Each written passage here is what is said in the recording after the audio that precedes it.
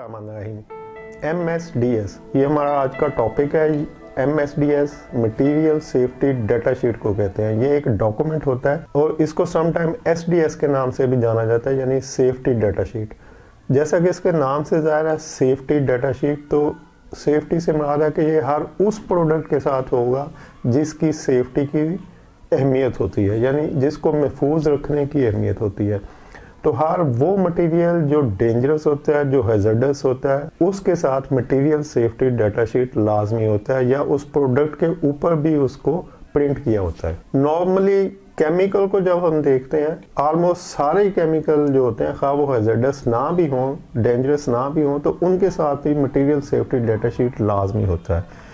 इस तरह से जब भी किसी स्टोर का, वेयर हाउस का, किसी फैक्ट्री का ऑडिट होता है, तो auditor material safety data sheet को जरूर चेक करते हैं। ऐसे फूड अथॉरिटी वाले जब किसी फूड प्रेमिसेस का ऑडिट करते हैं, या कोई फैक्ट्री है या रेस्टोरेंट है, तो वो भी मटेरियल सेफ्टी डाटा शीट को डिमांड करते हैं कि भाई जो प्रोडक्ट आप यूज़ कर रहे हैं, जो केमिकल यूज़ कर रहे हैं स्पेशली, क्या उनका मटेरियल सेफ्टी डाटा शीट आपके पास अवेलेबल है। इस सारे का मकसद ये होता है कि आपको वो केमिकल जो आप अपने उस एरिया में यूज़ कर रहे हैं उसके मतलब डिटेल इंफॉर्मेशन अवेलेबल हो कि ये कितने डेंजरस है, किस लेवल के डेंजरस है, इनकी स्टोरेज कैसे करनी है, इनकी हैंडलिंग कैसे करनी है। अगर इनसे कोई इंसिडेंट हो जाता है, कोई हादसा ऐसा हो जाता है जिससे ये नुकसानदेह हो सकते हैं, तो उससे महफूज कैसे रहना, और हादसा होने के बाद उसके लिए हिफाजती तदाबीर जो आप बाद में अडॉप्ट कर सकते हैं, जो पहले कर सकते हैं, वो सारी क्या है। अभी जो जनरल प्रैक्टिस चल रही है वो सिर्फ इतनी है कि जब भी कोई ऑडिटर आता है या कोई इंस्पेक्शन एजेंसी आती है किसी कंपनी में, फैक्ट्री में, तो वो कहते हैं कि आपके पास इन केमिकल के material safety data sheet available है। तो वो जो लोग होते हैं वहाँ काम करने वाले, वो एक फ़ाइल निकालते हैं और उनको दिखा देते हैं कि जनाब ये देखें, ये हमने जितने केमिकल यूज़ करते हैं ये सब के डाटा शीट अवेलेबल है, और इससे वो सेटिस्फाइड हो जाते हैं। अभी तक जो नेक्स्ट स्टेप है, जो कि यूरोप, अमेरिका, एडवांस कंट्री में जो लिया जाता है, वो ये है कि आपको उस केमिकल और उसका जो सेफ्टी डाटा शीट है उसको ज़ुबानी याद होना चाहिए कि ये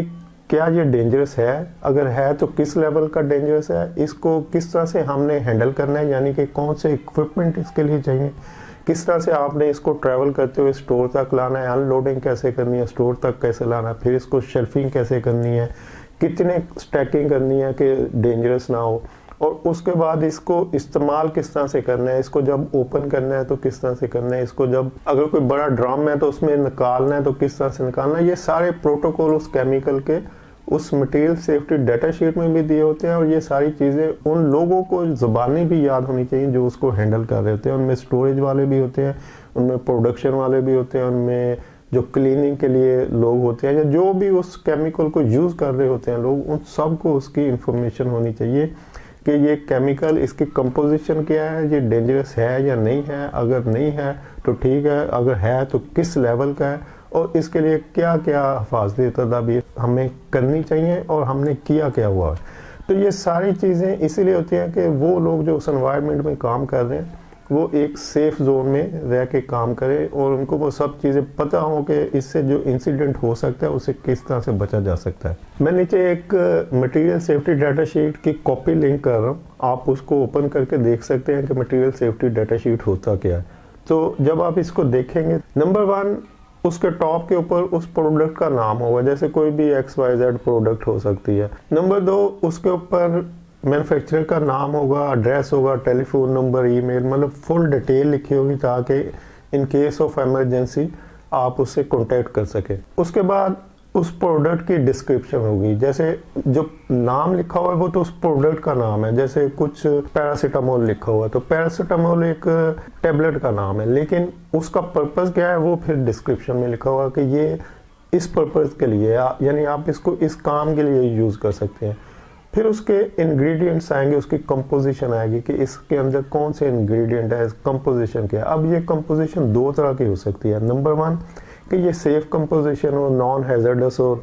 उससे कोई नुकसान ना हो सकता हो, तब भी उसकी कंपोजिशन दी होगी। अगर हैजर्डस है तो तब भी कंपोजिशन दी होगी, और फिर उसके आगे परसेंटेज में ये भी लिखा होगा कि ये किस लेवल की हैजर्डस है, ये कंसनट्रेटेड है या नॉर्मल है, इसको डिल्यूट करना पड़ेगा या ऐसे यूज़ कर सकते हैं। और अगर ये डेंजरस है तो ये किस परसेंटेज पे डेंजरस है, जैसे फ्लेमेबल है तो कितनी फ्लेमेबल है। तो ये सारी कंपोजिशन का मकसद यही होता है कि आप उसके इंग्रेडिएंट को जान सकें कि कौन से इंग्रेडिएंट हैं और किस लेवल के ये डेंजरस है। फिर उसके फर्स्ट एड मेजर है कि अगर ये आंखों में चली जाती है तो आपको क्या करनी चाहिए, अगर स्किन टच हो जाता है और ये डेंजरस है स्किन के लिए तो फिर आपको क्या करना चाहिए, अगर आपके कपड़ों पे उल्ट जाता है कोई चीज़ ऐसी डेंजरस केमिकल तो फिर क्या करना चाहिए। तो ये सारे फर्स्ट एड मेजर उसके अंदर मेंशन होंगे। फिर उसकी फायर प्रोटेक्शन के लिए होगा, अगर इससे फायर लग सकती है तो आपको कौन से मेजर लेने चाहिए, कौन से इक्विपमेंट यूज करने चाहिए उसकी फायर को ख़त्म करने के लिए। ऐसे फिर हैंडलिंग मेजर है कि आपको इसको अनलोडिंग कैसे करनी चाहिए, इसको स्टोरेज, इसकी आगे जो